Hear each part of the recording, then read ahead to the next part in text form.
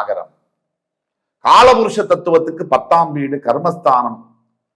7.5 வருஷம், அதாவது வாக்கிய பஞ்சாங்கப்படி கும்பத்திலிருந்து மார்ச் 6ஆம் தேதி மீனத்திற்கு போகும்போது 7.5 சனியானது மகரத்திற்கு முடிய போகிறது. 7.5 வருஷம், கிட்டத்தட்ட 7.5 வருஷம்.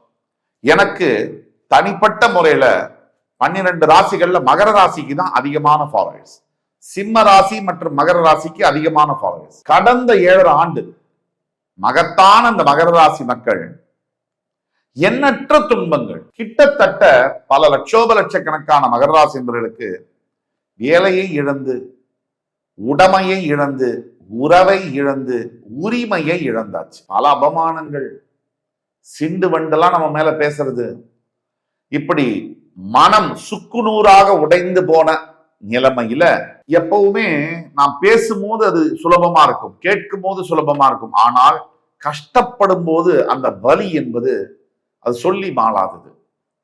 அப்படிப்பட்ட மகர ராசி என்பவர்களுக்கு 7.5 ஆண்டுகளுக்கு பிறகு நல்ல காலம் பிறந்தாச்சு. எப்படி பிறக்குது? 12 ராசிகள்ல நம்பர் 1 வர்ற ஆண்டு, அடுத்த 3 ஆண்டு 4 ஆண்டுக்கு நம்பர் 1 இடத்தை பிடிப்பது மகரம். எப்படி நம்பர் 1?